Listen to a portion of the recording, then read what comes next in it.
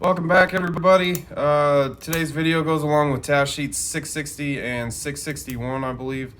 Talking about some drivability concerns. So we're gonna walk through a little problem we got here today. So for our complaint today, I've kind of induced a little bit of a problem into my truck. So I went and drove it around to get it to set a code. I don't actually have a light on at the moment. This is one of those codes that's going to take more than one drive cycle to actually trigger a code or trigger a light. Like I said, it has a code in it, but no light right now. But it doesn't idle very well. The idle kind of climbs up and down. It's not real steady. I got a little bit of a hesitation when I first try and accelerate. And this thing shifts hard when we go through the gears. So all these things are kind of clues that can point us towards certain problems. But just keep in mind, you may not always get all this information. It just kind of depends on how good of a service advisor you have working for you. The more information, obviously, the better. But sometimes the customers may not notice something when they're driving, or they just won't think it's relevant, so they won't include it when they're talking to the service advisor. So a good advisor will kind of try and pry some of that information out of a customer, but it just kind of depends on the advisor and the customer, really. But I'm gonna go over to the scanner here in just a second, and we'll walk through some of the information that we can get out of a scan tool, help us diagnose this stuff. All right, so we've got our scanner pulled up to our main screen here, so we're gonna go through and build our vehicle out. I always like to pick the full scanner whenever I have the opportunity. It usually gives you a little bit more functionality. So we got a GMC 99 pickup, 5.3 again. Go ahead and load that vehicle up. We're under with no air pump. All right, so here's our main menu once we're in the scanner. So usually the very first thing we're gonna do, we're gonna go to our subsystem, which is our engine. We're gonna connect. We're gonna see if there's any codes in this thing. So we go into the codes menu and we're gonna display codes. We want engine and transmission trouble code information. And this is what we have. So we have a mass airflow circuit signal low, an injector circuit problem, and a misfire. These are all the codes that are currently stored in this truck. So you may get a vehicle that has multiple codes from multiple systems. You may have more than one problem, but sometimes you may catch some of these older codes, which are injector and misfire are older codes from some of our other task sheets. But we have some other options here. We can see failed this ignition, no codes since I turned it off already after I drove it. Last test failed, no codes, all right. History codes. So those two are showing up as history versus the other one is not. So we can kind of take our customer concern and use that to help us narrow down what we got going on. So a mass airflow sensor is going to give us all the symptoms that we kind of have going on. Yeah, these ones may give you some drivability concerns, but they're probably going to be a little bit more drastic than a mass airflow sensor. So earlier, before I turned this thing off, I went to failed this ignition and it only showed the mass airflow code. So that might be something that you check. So you may not always get something acting up right now. You may have to go test drive it to get a code to set or a problem to show its face. And anytime I do that, especially if I do get the problem to act up, when you pull back up to the shop, don't turn the key off. Leave it running while you're scanning and looking at this stuff, so you have fresh data on that particular ignition cycle. So once you cycle that ignition, it's going to kind of change some of this stuff. So we have that code.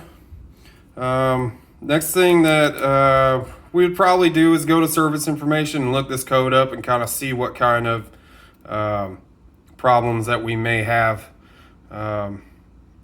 coming from this. So we're back here at our codes menu. we just went and looked at all data, kind of looked through the code chart real quick to see maybe some possibilities of problems or to kind of get an idea what direction we're headed. But we're not done with the scan tool yet. So one tool that we have available is called freeze frame or failure records. You can see over here on the right. So we're going to go in there and take a look and see what's going on. See if this can give us any information to help out. So it's going to pull up a list here of codes, and we're going to take a look at some data that it took a snapshot of when the code's set. So now we've got our menu up, and it kind of prioritizes these. So the engine misfire is what we call catalyst damaging. So that one's always going to have the most importance. Same thing with an injector problem. But down at the bottom we have our mass airflow signal. So we can click on that, this little guy over here. And that's going to send us to our freeze frame, which looks just like the data display, which I mean is exactly what it is. But it's a snapshot of the data of when the code actually set. So when the PCM decided that, hey, we have a problem, it takes a snapshot of this data, and we can look at it real quick. So we were at 1198 RPMs. Gives us a startup engine coolant. Gives us our engine load, some other sensor data, but we're looking at mass airflow here. We do have 1.58 grams a second showing.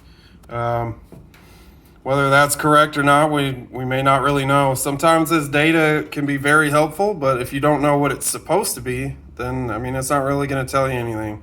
So, right now, we don't really know if that 1.58 is accurate or out of range or whatever. So we can still kind of look through here. Here's some other information in here. We can see that I wasn't moving at all when this set. But really a good spot for, or some good information in this is fail counter, engine runtime, and mileage since mill request. So we know that this problem happened only 6 miles ago, so we know that's pretty fresh. If we need to go drive it again, we kind of have an idea of how far we might need to go. But sometimes you'll get a customer will bring their vehicle in and say, hey, I've had this check engine light coming on and off for quite a while, and you'll pull up this mileage since mill request, and it'll be like a couple thousand miles or something. So kind of give you an idea how frequently this occurs, if it's real intermittent or not. And fail counter is good too. If it's only got one fail and it's been a couple thousand miles since it failed, you may have trouble getting that thing to act up at all. So we know we got one fail in 6 miles. This is probably something that we can recreate. So what I'm going to do next is look at our live data and see if we can't see anything on our live data. So I'll switch over to that here. All right, so now we got the truck running, and we're going to take a look at some live data. So we're at our main menu for our engine. We're going to go into data display, and we have some options here. Typically engine data gives you kind of the big players in this. It's going to give you like coolant temp sensor and most of the things you're going to need for our engine to run. So that's a good place to start. You see it looks just like our freeze frame, but you can see we've got our RPMs count moving around, so this is live data. So let's see if we can see anything out of the ordinary here. See, here's our mass airflow grams per second. It's still at 1.58, just like it was in the snapshot. So we know it's not moving at all. We've got another parameter over here, mass airflow in hertz, and we're showing 0. So this thing is running. It should be registering something. So the next thing that I would do, I'm going to move the scanner over here a little closer to the truck.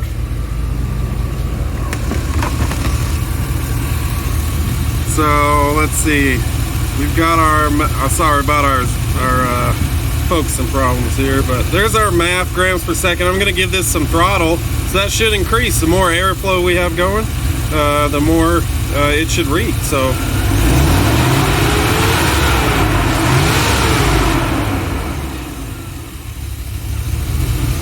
see. Same thing with our hertz. We got absolutely nothing. So